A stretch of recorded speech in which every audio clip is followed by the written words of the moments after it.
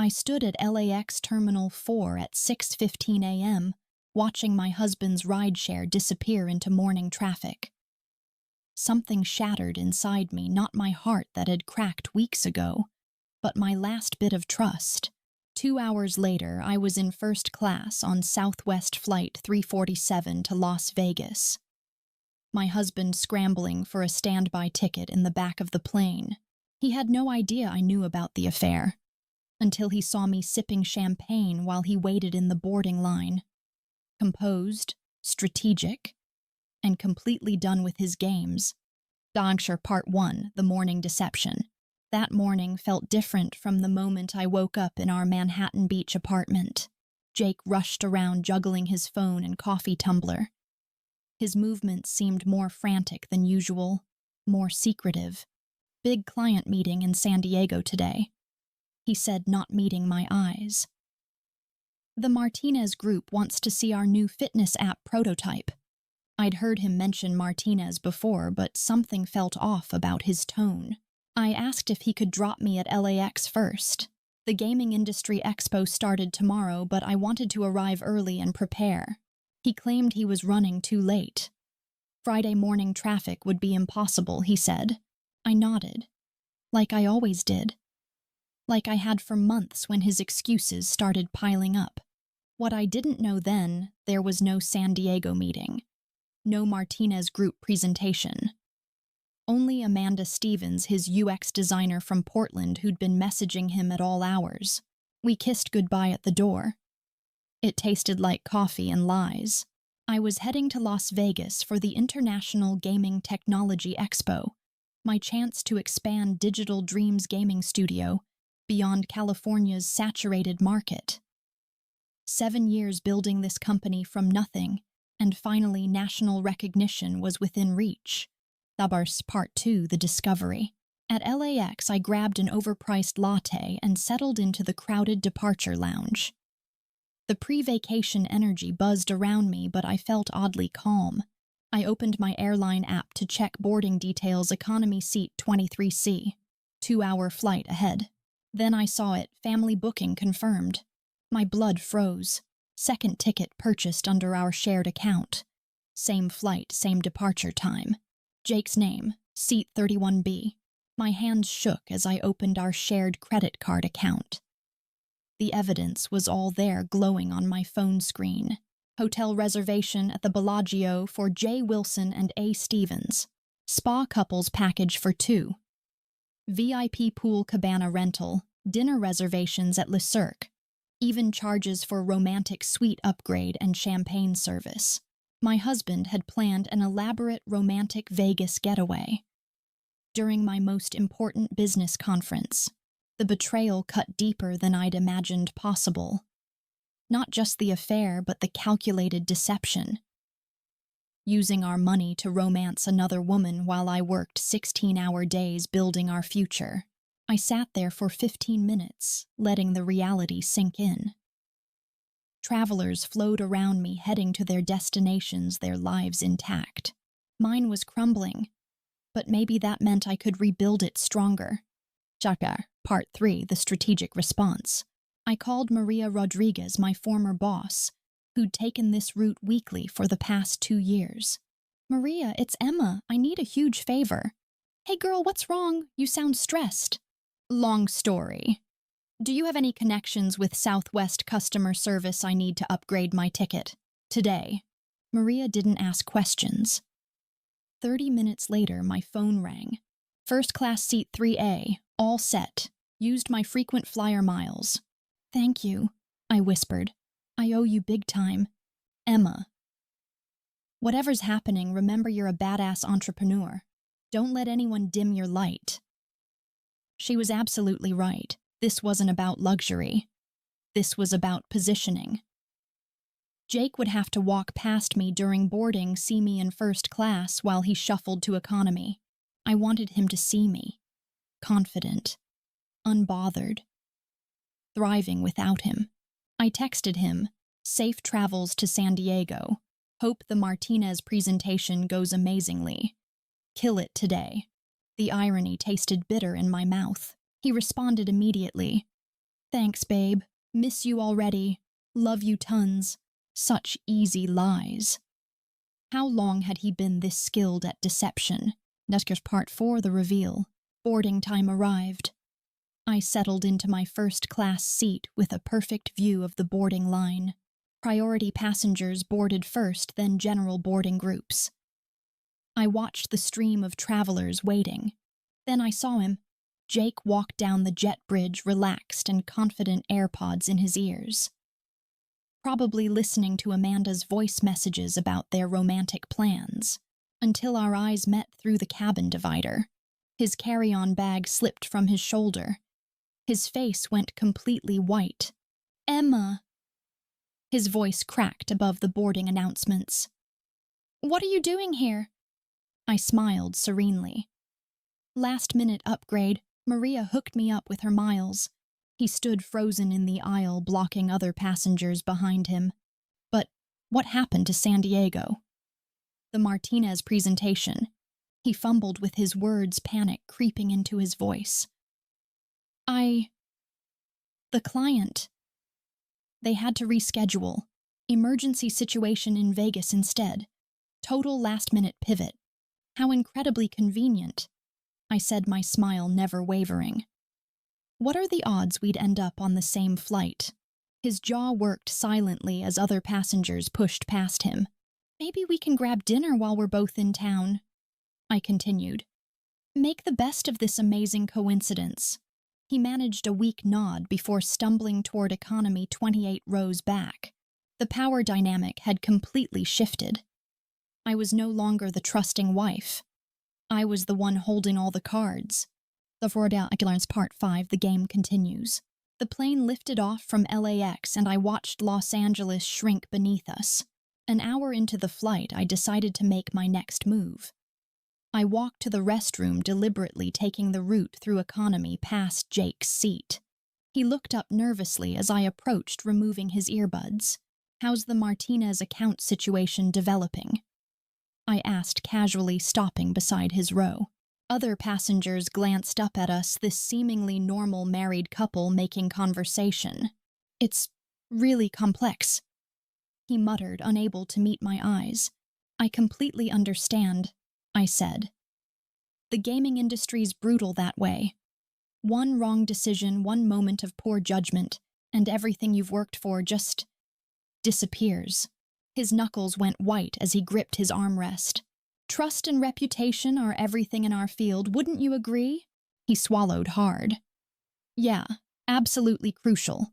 Well, don't let me interrupt your prep work, I said brightly. I'll be up front if you need anything at all. I kept walking, feeling his eyes burning into my back. When we landed at McCarran International, I was first off the plane. The Nevada heat hit my face like a revelation. At the taxi stand, I gave the driver an address I'd memorized from Jake's hidden reservations. The Bellagio, please, VIP entrance. Time to execute my final strategy. Part 6, taking control. The Bellagio rose from the strip like a monument to excess, all marble columns and dancing fountains against the desert sky. I approached the front desk with confidence I didn't entirely feel. Good afternoon. This is Ms. Stevens, I said to the concierge. I'm checking in early for the Wilson reservation. The woman's fingers flew across her computer. Oh yes, the romantic package. You're much earlier than expected. Travel plans changed dramatically, I said smoothly. I need to add some restrictions to room service and all charges. Nothing can be authorized without my direct approval. She nodded, making notes. Of course, Ms. Stevens. Anything else we can assist with? That should handle everything for now. They didn't question my identity. I didn't volunteer any clarifications. Ambiguity was my secret weapon now. Next, I called Kevin, my business partner back in Los Angeles. Kevin, it's Emma. Listen carefully because this might sound completely insane. I'm all ears. Long story short, Jake's been having an affair. I'm in Vegas about to confront them both. Digital Dreams Gaming is about to get very interesting publicity. Silence. Then, holy shit, Emma. Are you completely okay? I'm better than okay. I'm strategic. Can you handle everything if I need to extend this trip? Absolutely, handle your business. At the expo check-in, I networked with renewed intensity. My personal life was imploding, but my professional life was about to skyrocket. I pitched our services to Robert Chen from Titan Entertainment, drawing on my morning's revelations about deception and strategy. Sometimes, I told him over expensive conference coffee, you have to transform personal chaos into professional opportunity. Crisis management isn't just about code, it's about human psychology. He was fascinated by my intensity and unconventional approach. Tell me more about your crisis management philosophy. By the time our conversation ended, Digital Dreams Gaming had landed its most significant client contract yet. Thuttersark Part 7, The Dinner Trap. Jake called around 4 p.m., just as I was finishing a panel discussion on emerging gaming trends. Emma, how's the expo going so far? Phenomenally well, actually. Best networking I've ever experienced. That's fantastic, he said, though he sounded distracted.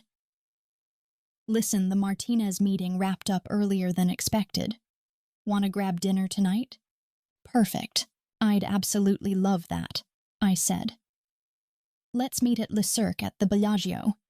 8 o'clock work for you. Long pause. I could practically hear his brain short-circuiting. That's where I'm staying. I know. I switched hotels last minute. Better networking opportunities with the other expo attendees. Another pause. You're at the Bellagio too? Got upgraded to a suite, actually.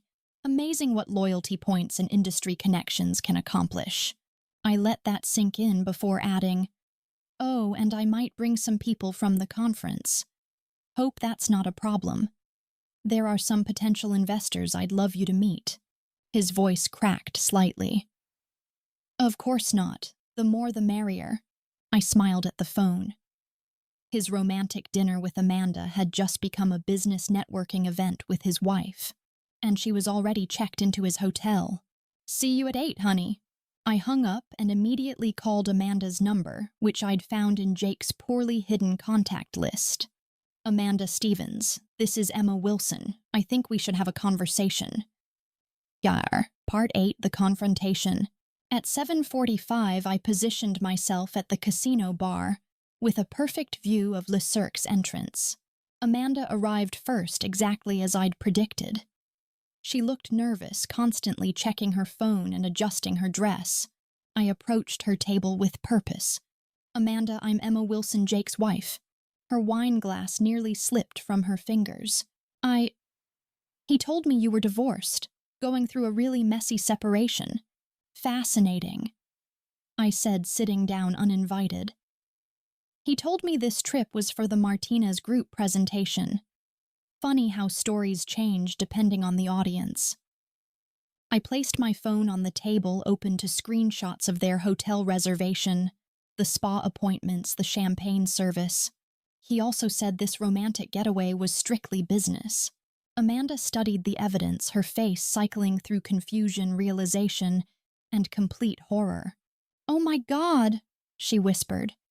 He lied to both of us completely, thoroughly and creatively. I agreed. You're not the first, by the way. That's when Jake appeared, striding confidently toward our table until he saw us sitting together like old friends. His face went from confusion to absolute panic in seconds. Emma, what's happening here? Just getting acquainted with Amanda, I said calmly. She's lovely. I can completely see why you'd want to plan a romantic Vegas weekend with her. He looked between us, completely trapped. Can we please have some privacy? He pleaded desperately. No need, I replied. We're all adults here. We're handling this very maturely and professionally. Amanda stood abruptly, fury replacing her earlier embarrassment. You lying piece of shit, she said to Jake. You told me you were separated. You said she was vindictive and wouldn't finalize the divorce papers. She turned to me. I'm genuinely sorry, Emma. I had absolutely no idea you were still together. I would never have gotten involved if I'd known the real truth. I believe you completely, I said sincerely. You're clearly not the problem in this situation. Amanda gathered her purse with her dignity intact. Consider whatever this was between us completely over, she told Jake. Don't ever contact me again. She walked away without looking back, leaving Jake staring after her in shock. Part 9, the resolution. Jake sat down heavily, looking like a man whose entire world had just collapsed around him. This wasn't how any of this was supposed to happen. He mumbled into his hands, "No." I said, signaling the bartender for another wine. You were supposed to cheat quietly in Vegas while I worked myself to death building our company in California. Emma, I can explain. I'm not finished talking. My voice was pure steel. You were supposed to use our money to romance another woman while telling me we couldn't afford to hire additional developers. He stared at the table, unable to respond. What do you want from me? I'd been preparing for this exact moment since LAX that morning. First, you're going to return every single penny you've been stealing from our joint accounts. I found all the transfers, Jake, the cash withdrawals, every single transaction. His shoulders sagged in defeat. Second, you're going to sign divorce papers with my exact terms. I keep the business, the apartment, and my retirement accounts. You can have your car and whatever's left in your personal checking account. And third, I continued relentlessly, you're going to stay very, very quiet about my business expansion plans. Because if you try to sabotage Digital Dreams Gaming out of spite, I'll make sure everyone in LA's tech community knows exactly what kind of man you really are. He looked up at me, and I saw something like genuine fear in his eyes. You've really changed, Emma. No, Jake, I've evolved. I've finally grown into the person I was always meant to become. I stood up, leaving him sitting alone at the table. Our lawyer will contact you next week. Don't make this harder than it needs to be. Harsh epilogue. Back in my suite, I stood at the floor-to-ceiling windows overlooking the Las Vegas Strip. The city blazed with neon life, a testament to reinvention and second chances. My phone buzzed with messages. Kevin, how did the confrontation go? Are you surviving this? I replied, better than I could have imagined. We're about to enter a completely new phase for Digital Dreams. Robert Chen. Looking forward to discussing the Titan partnership tomorrow. Your strategic approach impressed our entire board. Maria Rodriguez, saw your expo photos on Instagram. You look absolutely radiant. Call me when you're back. For the first time in months, I felt genuinely excited about my future. Jake's betrayal had been devastating, but it had also been completely liberating. It forced me to stop playing small stop accommodating his insecurities, stop dimming my own brilliance to make him comfortable. The woman who boarded that plane in Los Angeles was scared of being alone, terrified of starting over. The woman standing at this window was eager to see what she could build entirely on her own terms. Tomorrow I would return to the expo and finalize 4 new client contracts. Next month I would open Digital Dreams Gaming's second office. Next year the possibilities were absolutely limitless. Las Vegas stretched endlessly before me, bright and bold, unforgiving, but full of opportunities for those brave enough to take risks. I understood now why some things needed to burn completely before they could rise again stronger. Vegas had been the perfect place for my rebirth.